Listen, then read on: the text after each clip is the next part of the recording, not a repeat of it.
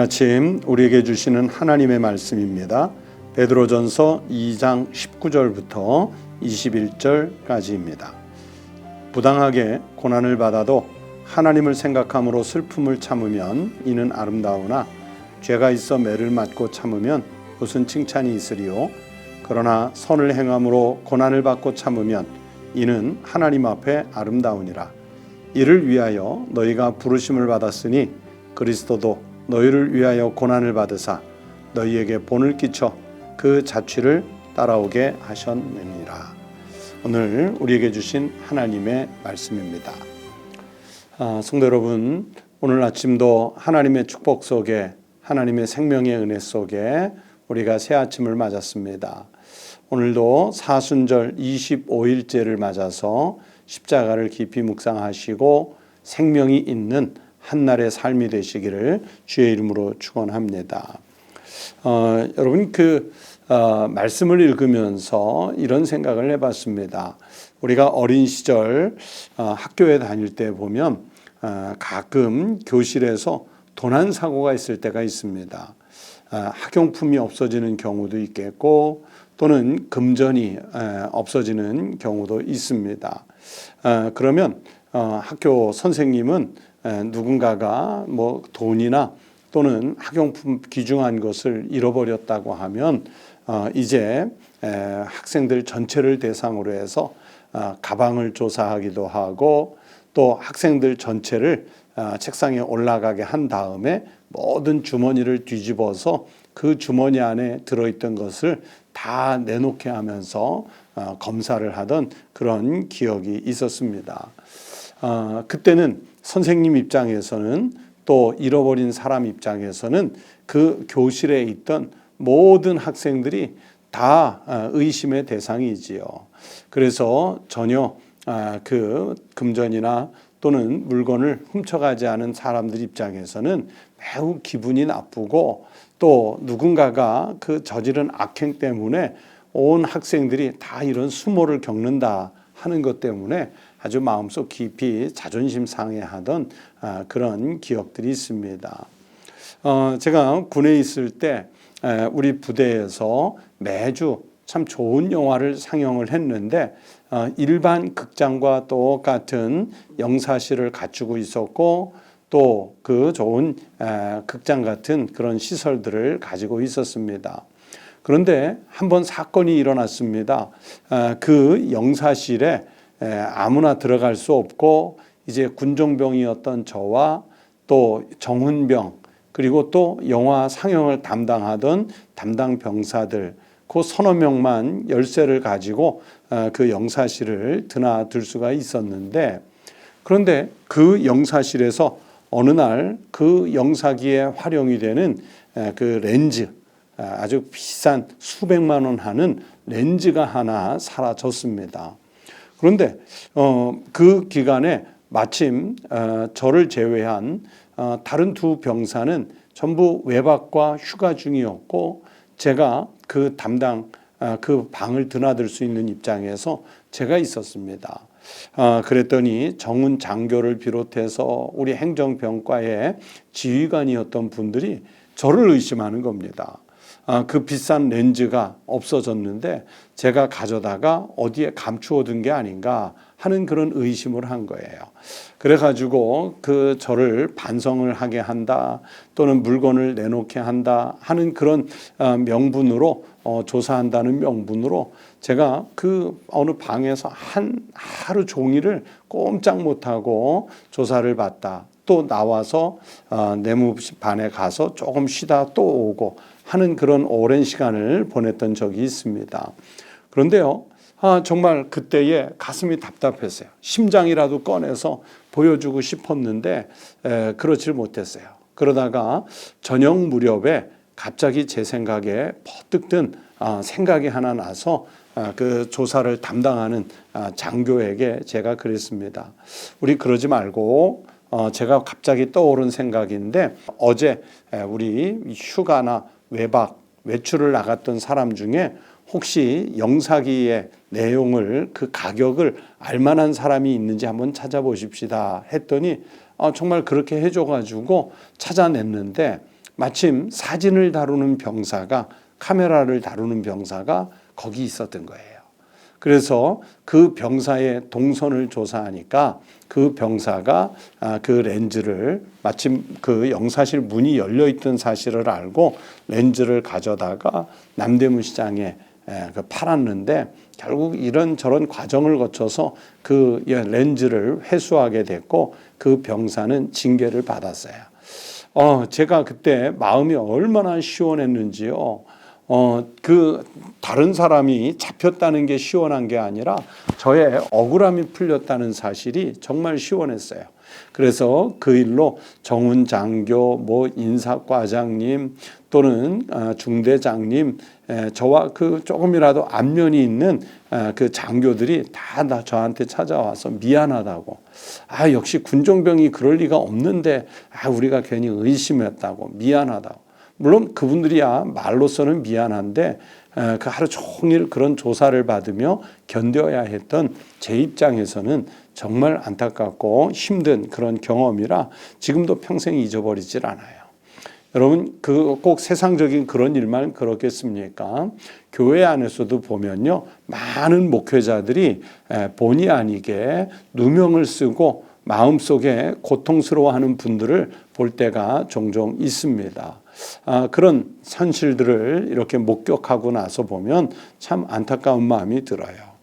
그런데요, 여러분, 우리가 세상에서 어떤 고난, 순환을 당한다 할지라도요, 예수님께서 당하신 십자가의 고난만이야 하겠습니까? 여러분, 예수님께서 바리새인들에게 당하신 고난은요, 이건 참 매우 부당한 고난이었지요. 하지만 예수님은 우리를 위해서 기꺼이 그런 고난을 감내하셨고 그 고난 감내를 통해서 하나님의 뜻을 성취하셨습니다.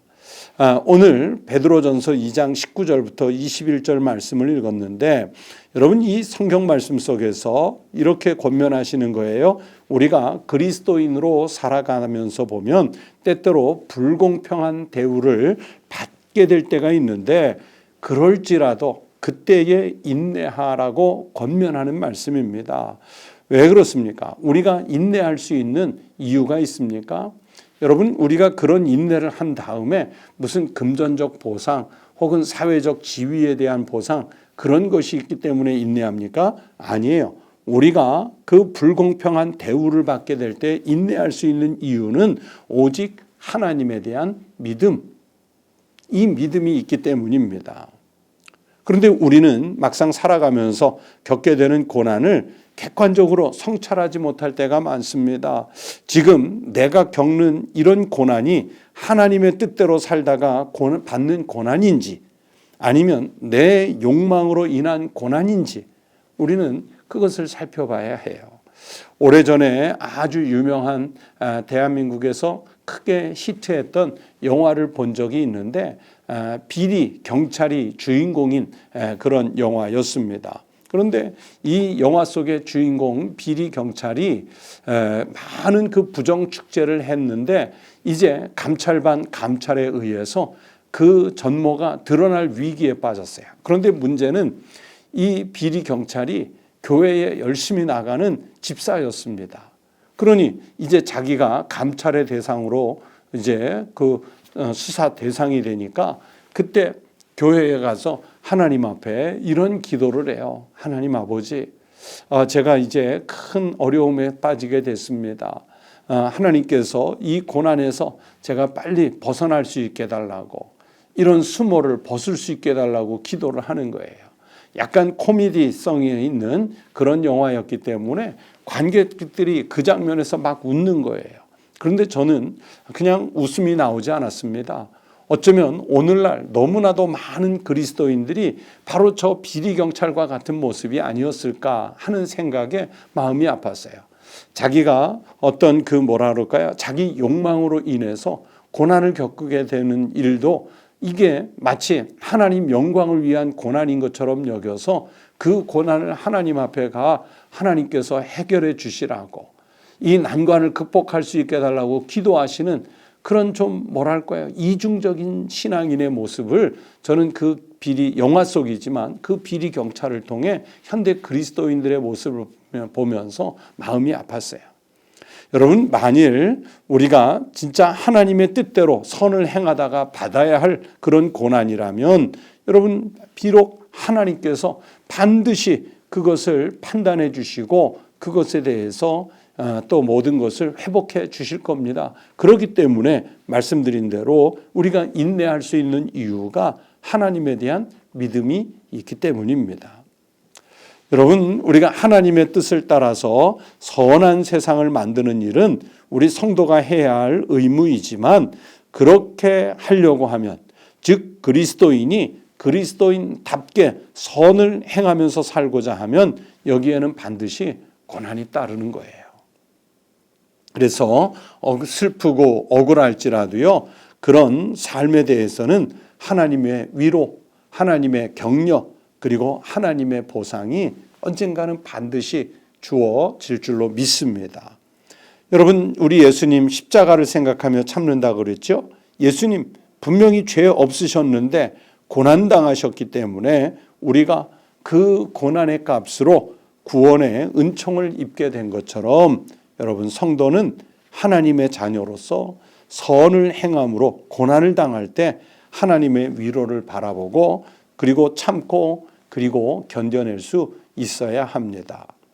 여러분, 혹여라도 내가 지금 어려움 중에 있다면, 고난 중에 있다면 생각해 보십시오. 내가 지금 겪고 있는 이 고난이 하나님의 뜻대로 살다가, 하나님의 영광을 위해 살다가, 이 땅에 정말 정의와 공의를 올바르게 세우기 위해서 살다가 겪는 고난인지, 아니면 반대로 내 욕망으로 인해서 더 갖고 싶은, 더 이루고 싶은, 더 사람들에게 드러내고 싶은 그런 욕심, 욕망으로 인해서 겪게 되는 고난인지를 살펴보셔야 합니다.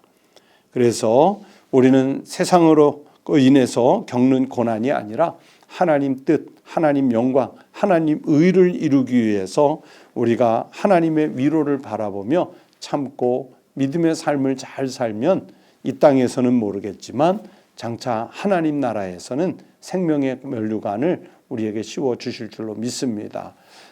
이런 하나님 나라의 보상을 기대하면서 오늘의 고난을 견디고 이겨내심으로 하나님께 영광이 되고 여러 성도들의 삶에는 하늘의 축복이 크게 넘치시기를 주의 이름으로 축원합니다. 기도하시겠습니다. 하나님 아버지, 감사합니다. 우리는 그래도 하나님의 자녀로서 하나님의 자녀답게 선을 행하며 살고자 하는데 전혀 아버지 하나님, 우리의 힘, 능력이 모자라 세상에 그 고난에 굴복할 때가 가끔 있습니다. 하나님, 그럴지라도 우리의 약함을 탓하지 마시고 성령님께서 다시 한번 우리에게 힘과 용기를 더하여 주셔서 하나님, 고난은 이겨낼 수 있게 하시고 각각 살아가는 삶의 터전에서는 선을 행하며, 선을 행하다가 받는 고난이 있을 때는 주님의 십자가 고난을 생각하며 참고 이길 수 있는 큰 믿음 있게 하여 주시옵소서. 하나님 아버지, 사순절 25일째를 지냅니다.